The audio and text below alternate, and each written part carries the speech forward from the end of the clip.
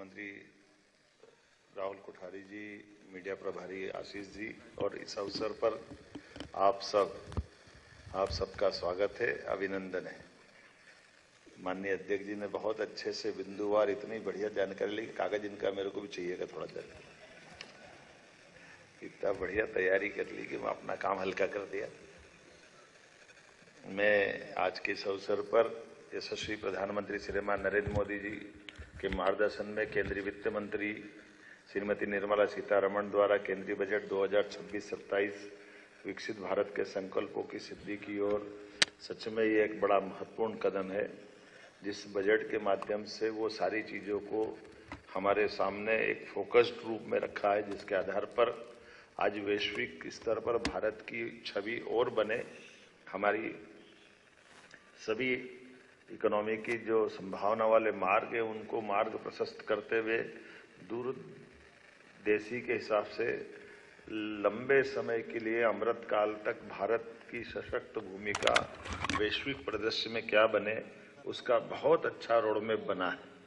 मैं केंद्रीय बजट के कल्याणकारी, सर्वस्पर्शी, समावेशी बजट के देश के गरीब, युवा, अन्नदाता और नारी सशक्तिकरण को लेकर के स्टार्टअप, इनोवेशन, आर्टिफिशियल इंटेलिजेंस जैसे विभिन्न क्षेत्रों को समाहित करते अंत्योदय की भावना और नवोन्मेष की नवदृष्टि से परिपूर्ण इस बजट पे मैं स्वागत करता हूं।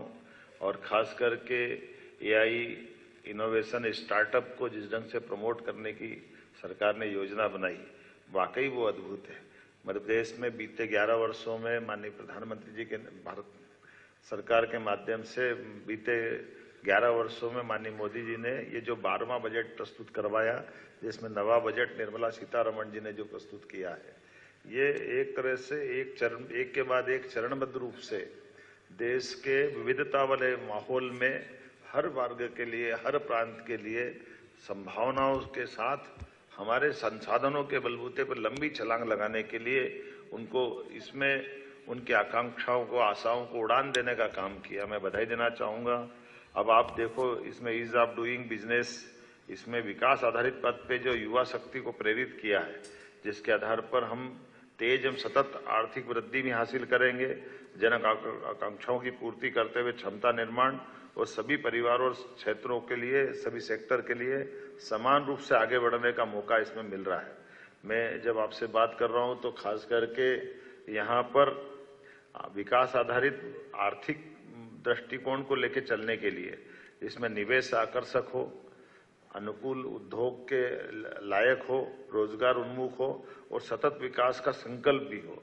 अब अकेले इंडस्ट्रियल बेल्ट की बात अपन करते हैं तो इंडस्ट्रियल बेल्ट में खास करके उद्योग समर्थन में उभरते सेक्टरों के लिए मध्य प्रदेश भी कदम से कदम मिला करके उस एमएसएमई, हेवी इंडस्ट्री और हमारी तमाम प्रकार की लघु इकाइयां विविधता वाली, उन सबको समेकित रूप से जोड़ने के लिए काफी संभावना जोड़ी है। जिसमें सबसे बेस हमारे विकास वाली व्यवस्था में सरलता से बिजनेस की अनुकूलता बनाने के लिए जो आग्रह किया है, उसी के आधार पर बजट में उद्योग, एमएसएमई, उभरते हुए संरचनात्मक सुधारों, वित्तीय सहायता, नीतिगत समर्थन का स्पष्ट प्रावधान है, जो प्रदेश के अंदर औद्योगिक निवेश और उत्पादन क्षमता और निर्यात विनिर्माण में रोजगार सृजन को इससे गति मिलेगी। बायोफार्मा के सेक्टर में भी बायोफार्मा, बायोटेक्नोलॉजी, फार्मास्यूटिकल अनुसंधान, हेल्थ इंडस्ट्री, स्टार्टअप को बढ़ावा देने के लिए खास करके हमारे यहाँ तो नॉलेज इकोनॉमी के दृष्टि से हम बात करें तो ज्ञान आधारित अर्थव्यवस्था को लेकर के इसी आधार पर हम अपने उच्च मूल्य जो रोजगार सृजित करेंगे, खासकर उस दिशा में हम आगे बढ़ेंगे जहां हम हमारी प्रतिभाओं के बलबूते पर इस फार्मा सेक्टर में लंबी छलांग लगाएंगे। सेमीकंडक्टर ये एक बड़ा सेक्टर है। मैं कल गुजरात में भी सेमीकंडक्टर के ऊपर वहां के मुख्यमंत्री से बात करके आया हूं और सेमीकंडक्टर मिशन 2 उभरती तकनीक है, जिसके आधार पर इलेक्ट्रॉनिक कंपोनेंट मैन्युफैक्चरिंग एआई आधारित तकनीकों के आधार पर प्रदेश में हाईटेक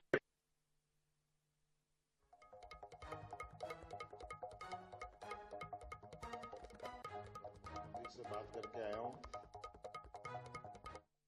निश्चित रूप से हमारे लिए ये जो अभी तक हमारे इंडस्ट्री जो चल रही है, जो परंपरागत आधारित है, उनको भी उनके लिए रिनोवेशन के आधार है। आप कभी कल्पना करना, पहले की कॉटन इंडस्ट्री इसलिए डूब गई कि उनको रिनोवेशन करने का मौका नहीं मिला था।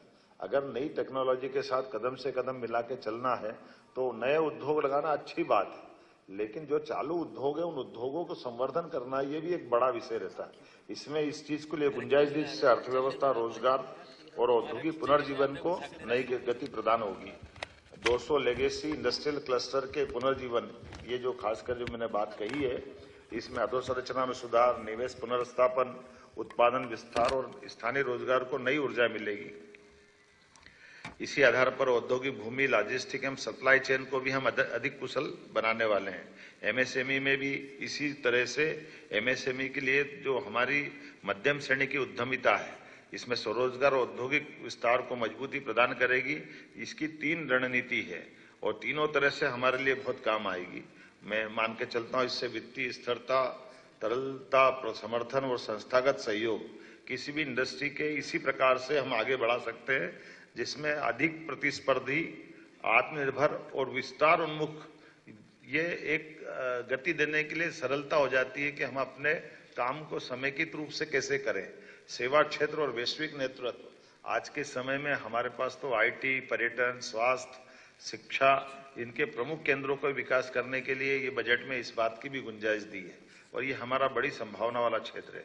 2047 की दृष्टि से वैश्विक सेवा क्षेत्र में नेतृत्व दिलाने के लिए सेवा क्षेत्र को जो प्रमुखता दी गई है, जिसमें IT, health, education, tourism, professional services के केंद्र के रूप में विकसित करने का मौका दिया है। महिलाओं के लिए हमारी सरकार लगातार काम कर रही है और ऐसे में माननीय प्रधानमंत्री जी ने भी नारी सशक्तिकरण के लिए बजट में पर्याप्त गुंजाइश दी है, जिसके आधार पर बहनों को सुविधा, सुरक्षा और कौशल विकास को प्राथमिकता देने के लिए पर्याप्त वीजीएफ और पूंजीगत सहायता से प्रत्येक जिले के अंदर एक छात्रावास खोलने के लिए 10,000 करोड़ की जो राशि रखी है, ये पहली बार हो रहा है हमारे लिए। तो हम अभी 4 हॉस्टल हमारे अपने राज्य में खोलने वाले थे, लेकिन इस आधार पर हम अपने यहाँ लगभग हर जिले के अंदर हमारे प्रस्ताव भी जाएंगे, क्योंकि जब हम छोटे छोटे स्थान पर औद्योगिकरण के लिए इस तरह आगे बढ़ रहे तो बहनों को कठिनाई होती है अपने घर से आने जाने में।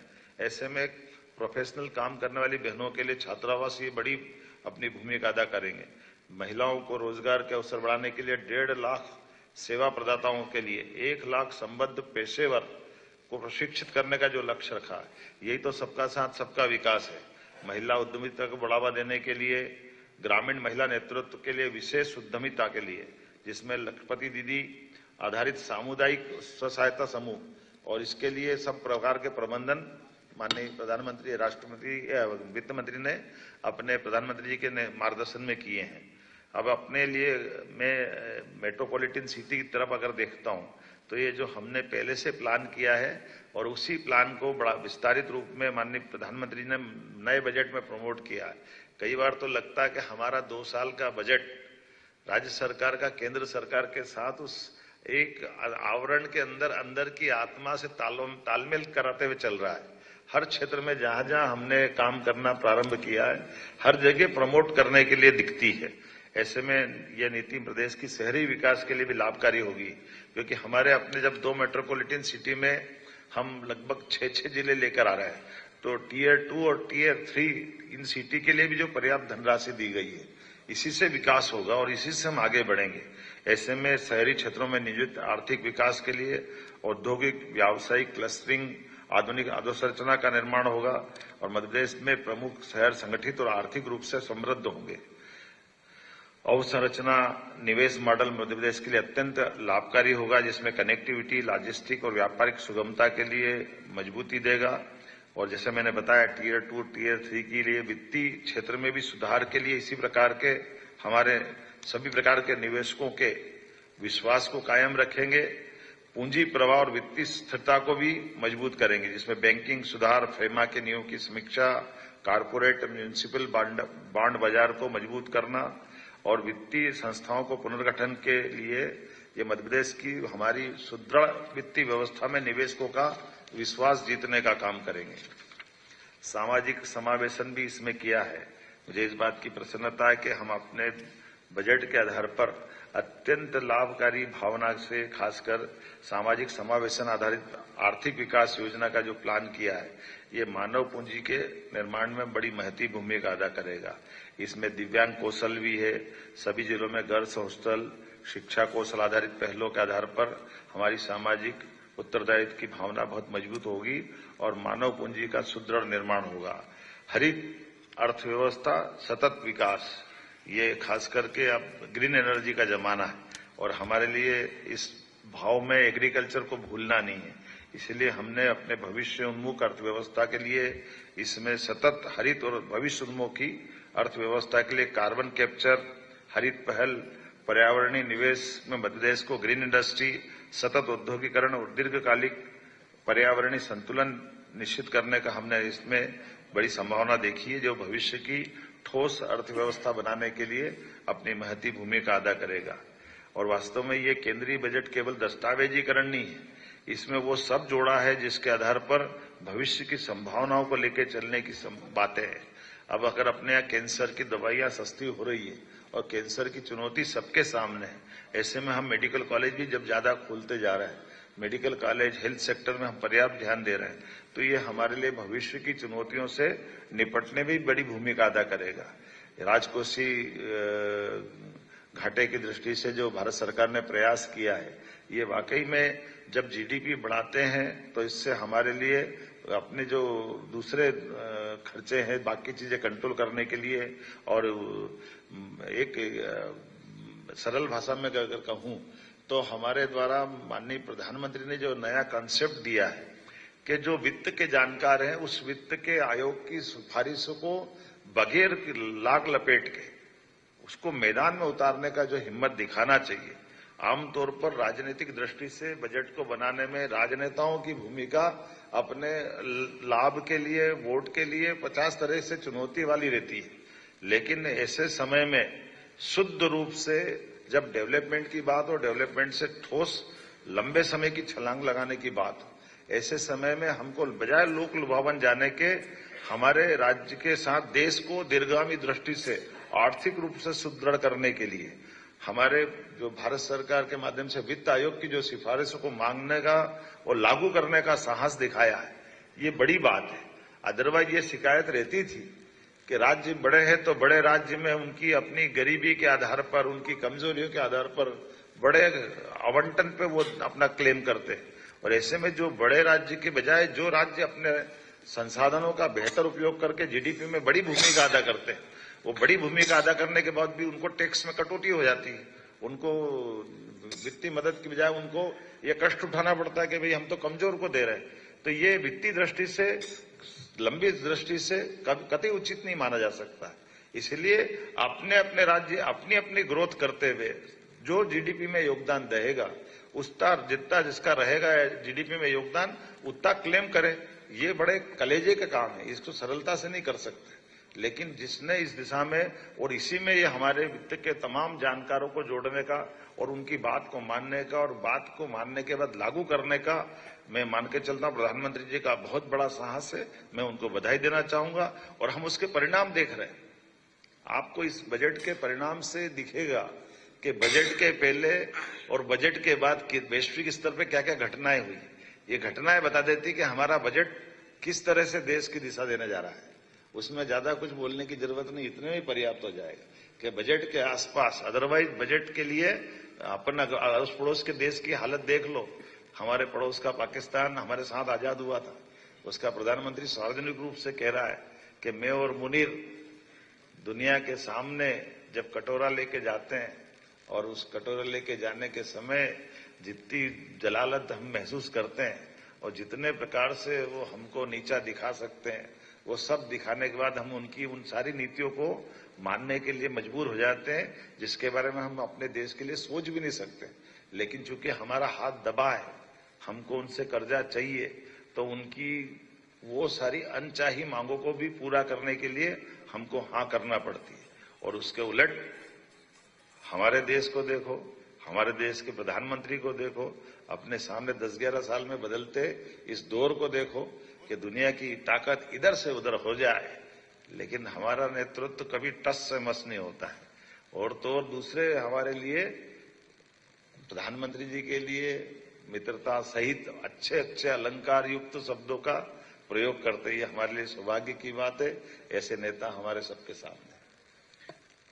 आभार माननीय मुख्यमंत्री जी। और अब कुछ प्रश्नों के लिए अवधेश जी का हाथ सबसे पहले देखा। अवधेश जी।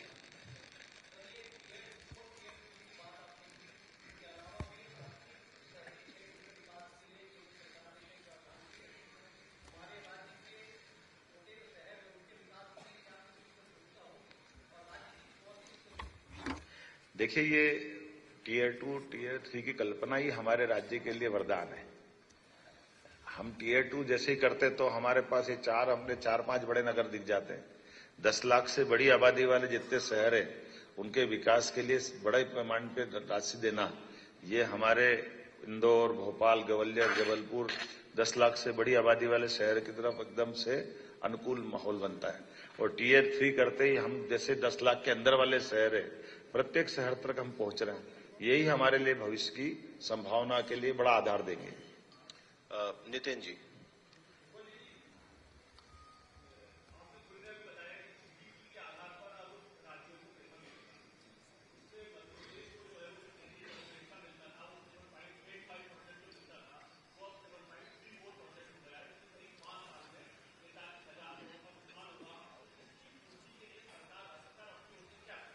इसकी पूर्ति तो बहुत सरल है। हमने वो सारी योजना पकड़ी जिससे राज्य की निवेश की भी ताकत बढ़ेगी और विकास की संभावना के बड़े द्वार खुलेंगे। जैसे हमने नदी जोड़ो अभियान लिया। अब नदी जोड़ो अभियान में केवल 10% राशि हमको मिलाना है, वो भी वो 2 राज्य, जैसे हमने केन बेतवा, पीकेसी महाराष्ट्र के साथ। अब अकेले एक पीकेसी योजना और केन बेतवा के माध्यम से 1,70,000 करोड़ हमको मिल रहे हैं।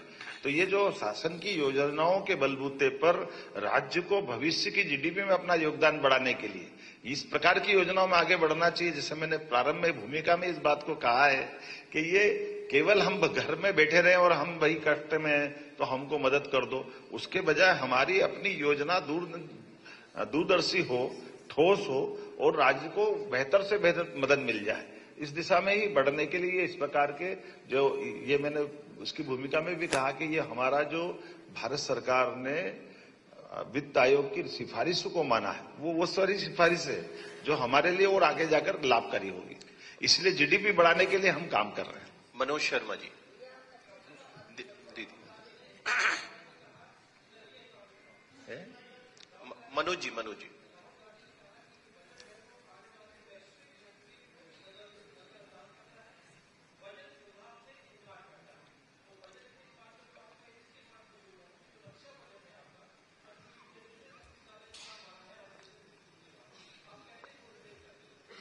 यही तो खास बात है, राहुल गांधी को समझ में नहीं आता वो क्या रहा है। उनकी कठिनाई ये है, जिस रक्षा बजट में 15% की वृद्धि हुई है, उससे बढ़कर क्या हो सकता है। आप पूरा बजट उठा के देख लो। लेकिन दुर्भाग्य के साथ कहना पड़ेगा, ये कांग्रेस के नेता राहुल गांधी जी को ये हमारी देश की सकारात्मकता, इतना बड़ा देश के सामने उनकी बात को लोग किस अर्थ में लेंगे, उनका खुद का भी वजन कम होगा। लेकिन पता नहीं उनको क्यों क्या हो जाता है, वो ऐसी बात क्यों कहते, मेरे तो समझ में नहीं। आपको कभी समझ में आए तो बता देना। शरद जी।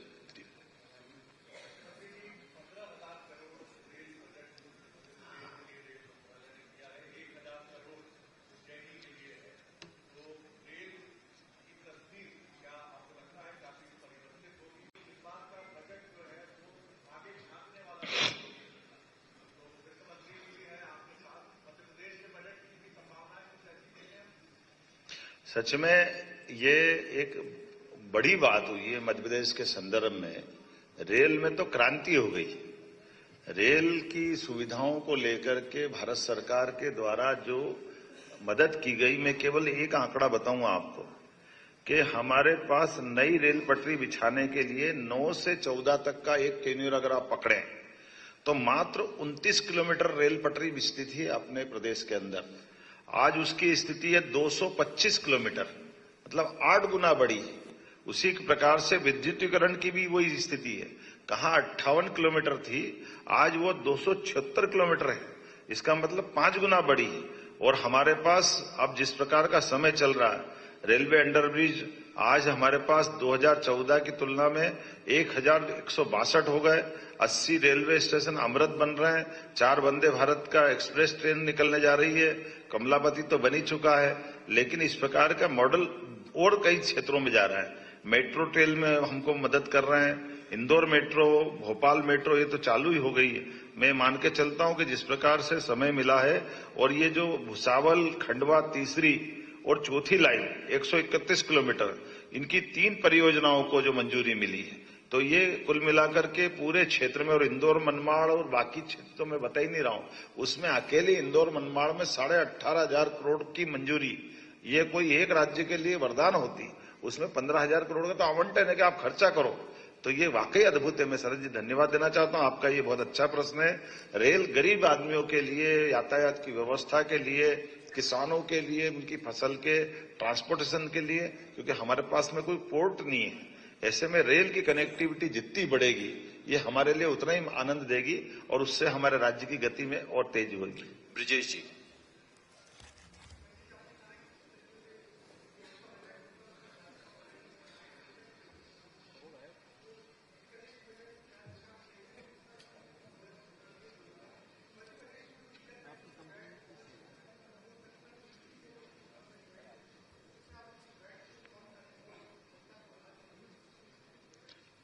देखिए, ये आपने प्रश्न किया वो दोनों तरह से है। जब ग्रीन एनर्जी की बात आ रही है, जो मैंने इसमें बजट में पढ़ा है, ग्रीन ईवी को हम प्रोत्साहन दे ही रहे हैं लगातार, और उसी प्रकार से डीजल पेट्रोल में जो आपने बात कही उसकी चुनौती हमारे सबके सामने है, लेकिन राज्य के संसाधन के बलबूते पर, जैसे मैंने कहा कि वित्त आयोग ने कहा है कि जो जितनी जीडीपी देगा उस ढंग से टैक्स मिलेंगे, तो हमारी वित्तीय तरलता के लिए हमारे अभी आय के जो स्रोत हैं उनको हम नजरअंदाज नहीं कर सकते, लेकिन सने सने हम इस पे कट लगाते हुए आने वाला बजट जब हमारा 18 तारीख को आएगा फरवरी में, तो इसमें हम काफी हद तक इसके निराकरण करेंगे। लेकिन ये अच्छी बात है कि हमारे पैरों पे खड़ा होकर के आज मध्य प्रदेश के अंदर की स्थिति अगर देश के संदर्भ में कहूं तो देश के अंदर हमारे राज्य की आर्थिक ताकत के बलबूते पर जो सर्वाधिक 3 राज्य हैं, जिन 3 राज्यों के अंदर हमारे बजट का 40% के आसपास का हिस्सा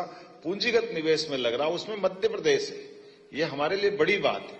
और हमसे आगे कौन है? छोटा सा त्रिपुरा,